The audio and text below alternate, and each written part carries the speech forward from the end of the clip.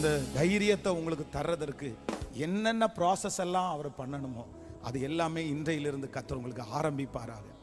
So இது மனசளவில் நீங்கள் முயற்சி எடுத்தாலும், நீங்கள் பயப்படக்கூடாது அப்படின்னு நினச்சாலும், சில நேரங்களில் உங்களுடைய கட்டுக்கு அடங்காமல் சூழ்நிலைகள் ரொம்ப விரோதமாக இருக்கும்போது, அடி மேலே அடி வரும்போது, உங்களுக்கு நஷ்டம் மேலே நஷ்டம் வரும்போது, அதான் ஆடி காத்துல அம்மியும் நகரும்னு வாங்கல்ல, அதனால் பிரச்சனை ரொம்ப ஜாஸ்தி ஆகும்போது சில நேரத்தில் நம்மளை அறியாமலே நமக்கு என்ன வரும்னா நமக்கு பயம் வரும்.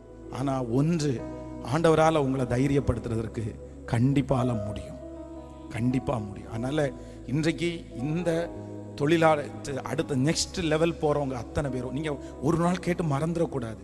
இதை நீங்கள் கண்டிப்பாக எழுதி வச்சு நீங்கள் ப்ராசஸ் பண்ணணும். ஜஸ்ட்டு இது உங்களுக்கு அப்படியே கைட் பண்ணுறாரு ஆண்டவர்.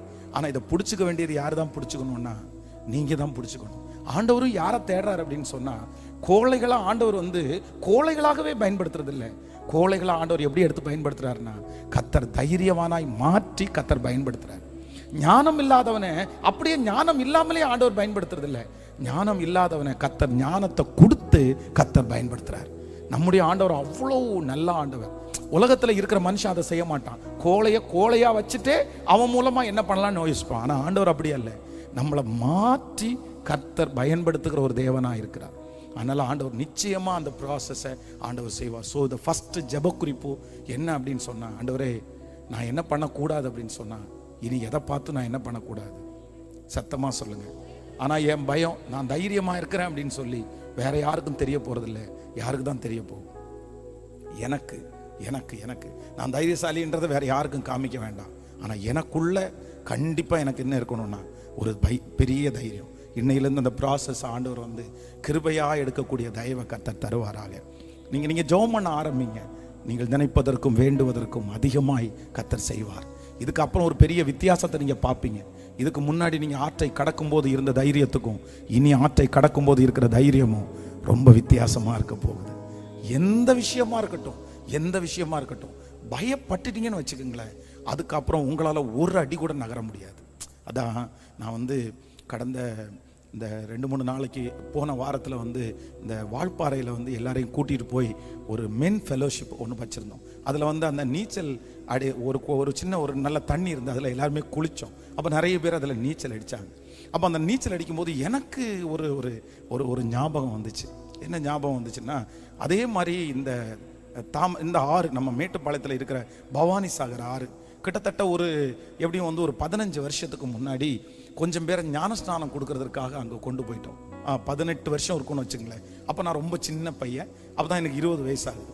அப்போ நான் சர்ச்சில் இருக்கிறவங்களுக்கு ஞானஸ்நானம் கொடுக்கல. ஏன்னா நம்ம ரொம்ப சின்ன வயசாக இருக்கிறோம், நம்ம கொடுக்க வேண்டாம். அதனால் கொஞ்சம் ஒரு ஏஜ்டான ஒருத்தரை வச்சு கொடுத்தோன்னா பரவாயில்லன்னு சொல்லிட்டு, அவருக்கு அப்போ ஒரு 45 இயர்ஸ் இருக்கும்.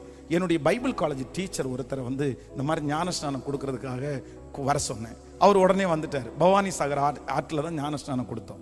அப்போ கொடுக்கும்போது அவர் சவுத் திருநெல்வேலிக்கார். அவருக்கு கொஞ்சம் நீச்சல் தெரியும். அப்போ எனக்கு நீச்சல் கொஞ்சம் தெரியும். அப்போ நான் அந்த கரைக்கு போகலாம் அப்படின்னு சொல்லிட்டு, அந்த ஆறு ரொம்ப பறந்து ஓடுது, ரொம்ப தூரம். அந்த கரைக்கு போகலான்னு சொல்லிட்டு நான் ரெடியானோட அந்த பாஸ்டர் என்கிட்ட சொன்னார், சரி நானும் வரேன், எனக்கும் நீச்சல் தெரியும் அப்படின்னு சொன்னார். சரி அப்படின்னு சொல்லிட்டு 2 பேருமே நீச்சல் அடித்து போனோம். அவர் மேலே எனக்கு ரொம்ப நம்பிக்கை இருந்துச்சு. ஏன்னா அவர் சும்மாலாம் சொல்ல மாட்டார். அப்போது நீச்சல் அடித்து போகும்போது பார்த்தீங்க அப்படின்னா, இந்த ஆறு அவ்வளோ நீளமாக இருக்குது. சென்டரில் ஒரு பாறை இருக்குது.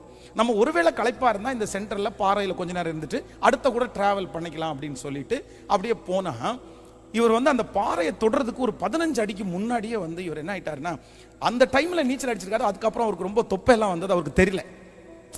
ஸோ அதுக்கு அவர் ரொம்ப நாள் தாண்டி அடிக்கிறாரு. அது உடம்பு மாறிடுச்சு அவருக்கு. அதனால அவருக்கு ரொம்ப களைப்பாயிட்டாரு. 15 அடியில் இருக்கும்போது பார்த்தீங்க அப்படின்னா, நான் முன்னாடி வந்துட்டேன், அவர் பார்த்தா பின்னாடி இருக்கிறாரு. எனக்கு ரொம்ப பயமாயிடுச்சு. எனக்கு தைரியமும் இல்லை, அவர் ரொம்ப குண்டா இருக்கிறாரு, எப்படி நம்ம அவரை போய் காப்பாற்றுவோம் அப்படின்னு நான் ஜெபம் பண்ணிட்டே இருக்கிறேன். ஆனால் எப்படியோ கஷ்டப்பட்டு அப்படி வந்தார். பிடிச்சி பாறையில் உட்கார வச்சிட்டோம். உட்கார வச்ச உடனே, சரி பாஸ்டர் ஒன்றும் இல்லை, நீங்கள் ஒரு 15 நிமிஷம் ரெஸ்ட் எடுங்க. கொஞ்சம் ரெஸ்ட் எடுத்து பாறையில் உட்காந்துட்டு அதுக்கப்புறம் கொஞ்சம் முடிச்சதுக்கப்புறம் நம்ம அந்த பக்கம் போக வேண்டாம், இனி இந்த பக்கமே போவோம் அப்படின்னு சொன்னால், அவரை நான் அப்படி எதிர்பார்க்கவே இல்லை.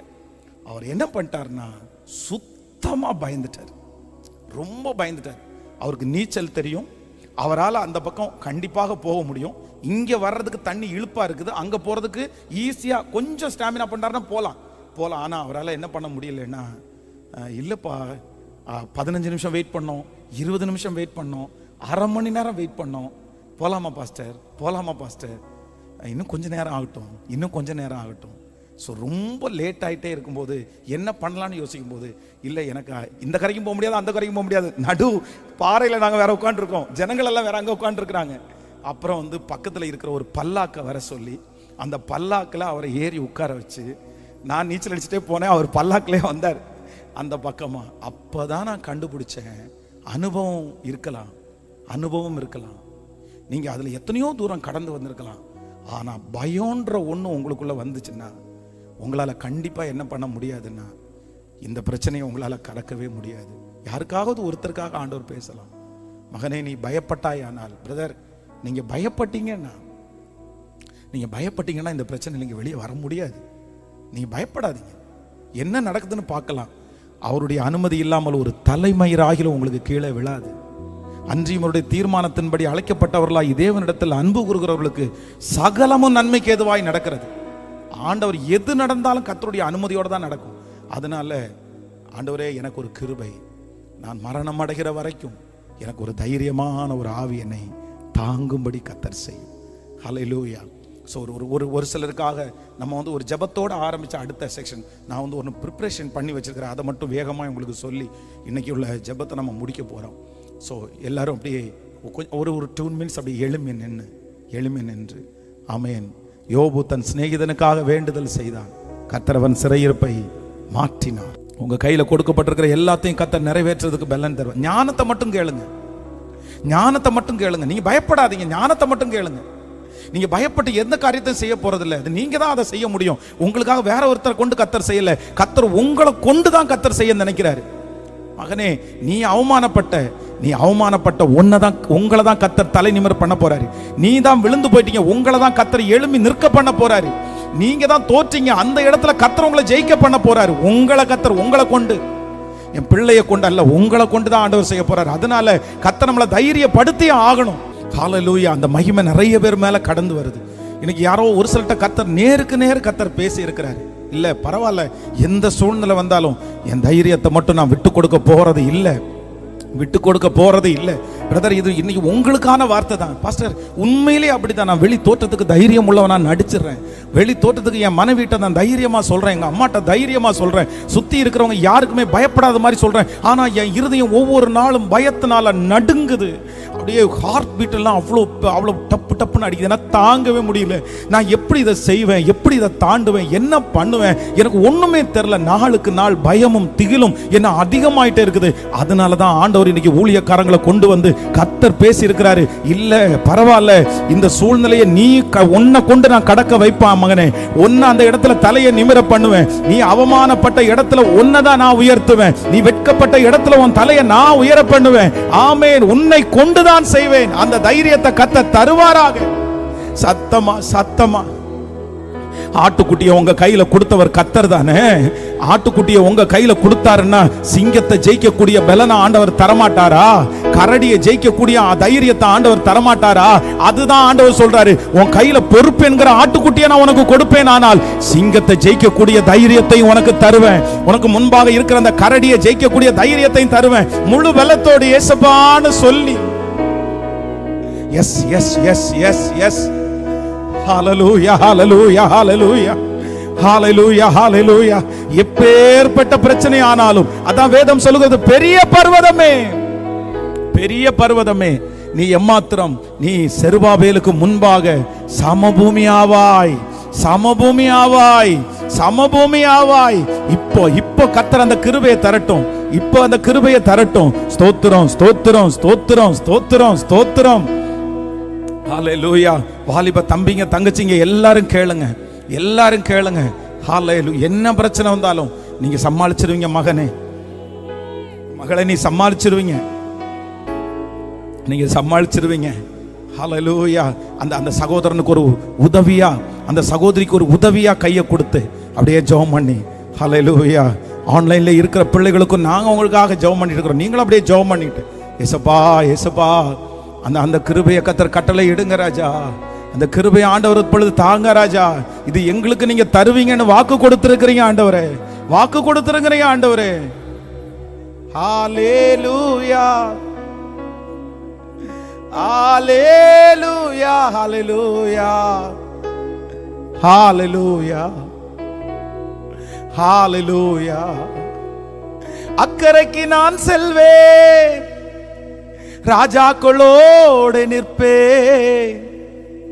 தலையெழுத்துகள் மாறும், என் தலைமுறை உம்மை காணும். அக்கரைக்கு நான் செல்வேன், ராஜாக்களோடு நிற்பேன். தலையெழுத்துகள் மாறும், என் தலைமுறை உம்மை காணும். ஆமாப்பா, ஆமாப்பா, ஆமாப்பா.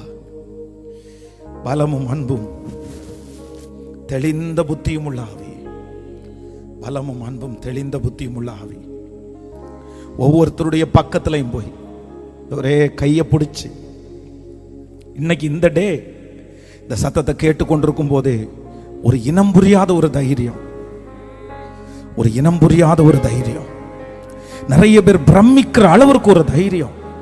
ஒரு நாள் சவுலுக்கு முன்பாக தாவீது நின்னது போல எங்க பிள்ளை பெரிய பெரிய ஆளுக்கு முன்னாடி நிற்கும் போது அவங்களே பிரமிக்கிற அளவிற்கு இவன் ரொம்ப பயந்தாங்கொள்ளியாச்சே, இவன் ரொம்ப பயந்தாங்கொள்ளியாச்சே, இவ்வளவு பெரிய தைரியமா நிக்கிறாங்களேன்னு சொல்லி ஆச்சரியப்படுற அளவிற்கு.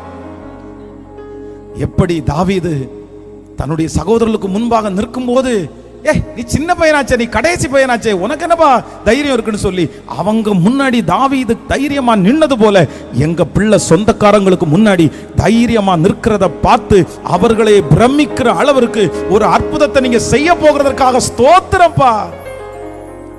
ரத்தனமா ரகதேலரா லோதனமா ரஹதா லரதனமா லோரஹதனா ரேலரா.